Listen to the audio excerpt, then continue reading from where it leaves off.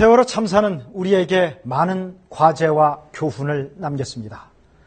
KBS는 오늘부터 세월호 이후 우리 사회의 변화를 다각도로 분석해봅니다.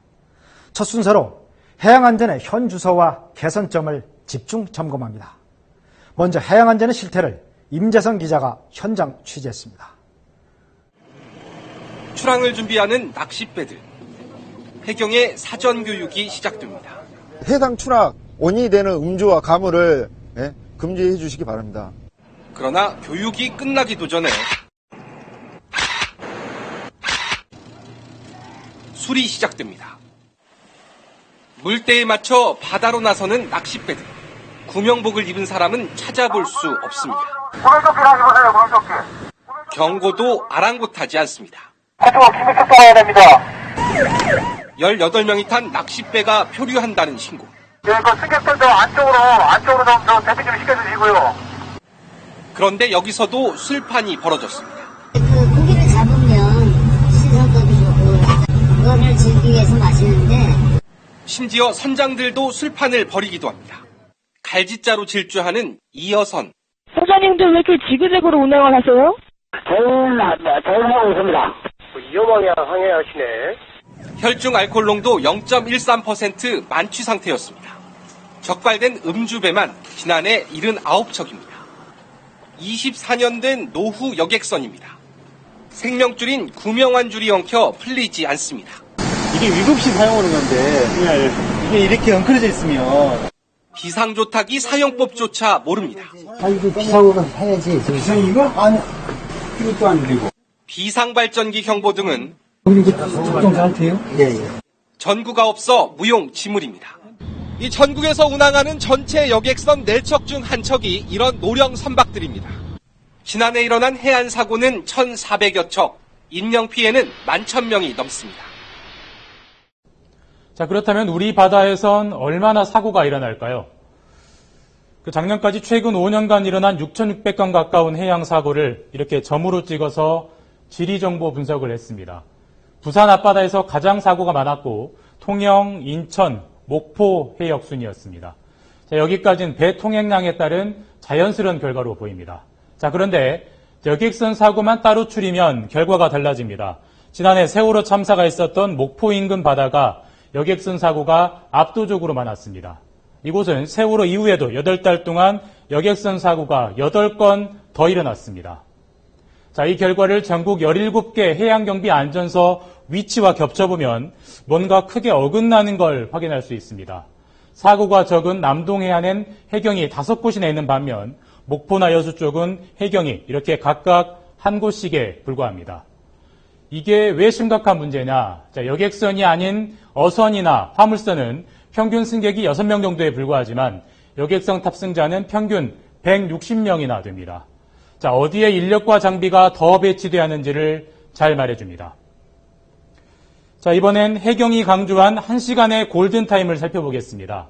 이 빗금친 부분은 골든타임 안에 도착할 수 없는 해역이란 뜻인데요. 실제 사망이나 실종자가 나온 대부분의 사고는 이 안쪽, 골든타임 안쪽의 흰 부분, 그러니까 가까운 바다에서 일어났습니다.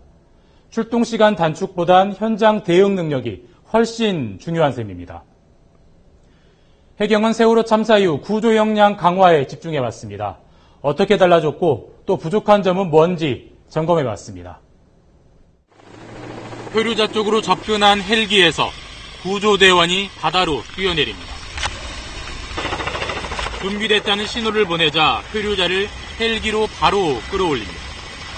작년 말 창설된 해양특수구조단은 대응 시간을 줄이기 위해서 항공구조를 강화했습니다. 세월호처럼 뒤집힌 선박의 필수적인 잠수 인력과 수심 100m까지 촬영하는 CCTV 등 특수장비도 확충했습니다. 먼바다 대형 사고에 대비하겠다는 취지입니다. 심해 잠수 능력과 항공 구조 능력을 대폭 강화했습니다. 이런 점이 1, 2 구조대하고 차이점이라고 볼 수 있습니다.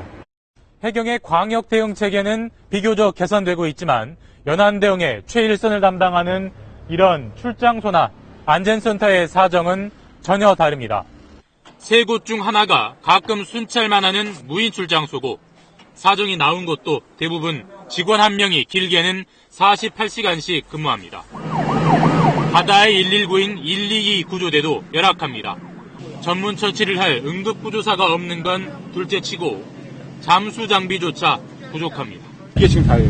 만약에 대형 사고가 난다고 했을 때는 이 두 개 가지고 어떻게 할 수 있겠습니까? 6명인데? 그러니까 두 개 가지고.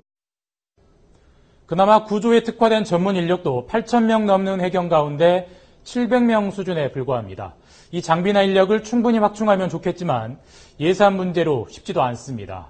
결국 어선 같은 민간 구조망의 힘을 빌릴 수밖에 없는데 이주영 기자가 취재했습니다. 높은 파도에 유람선이 출렁이더니 점차 가라앉습니다. 10분 뒤 민간 어선들이 도착해 탑승객 전원을 구조합니다. 홍도 주민들의 자체 구조 준칙덕이었습니다. 사고가 발생했을 때 동네 사이렌이 첫 번째예요. 동네 사이렌이 울리게 되면 전 주민은 일선을 놓고요. 부둣가로 직결을 하게. 전국 90곳에 이런 민간 자율 구조대가 있지만 지원이나 훈련은 거의 없습니다. 1년이 되면 툭 옵니다. 내년에 좀 하시겠습니까? 모르겠어요. 와가지고 이렇게 많이 참여를 안 해서. 영국 리버풀의 한 마을. 출동 신호가 들어오자 민간 구조대원들이 일손을 놓습니다. 장비를 챙겨 곧바로 출동합니다. The quicker you can get to them, the quicker you can give them assistance. So time is of the essence. 사고 발생 초기 1차 구조 작업을 펼칩니다. 말이 민간대원이지 해군과 훈련하는 전문 요원들입니다.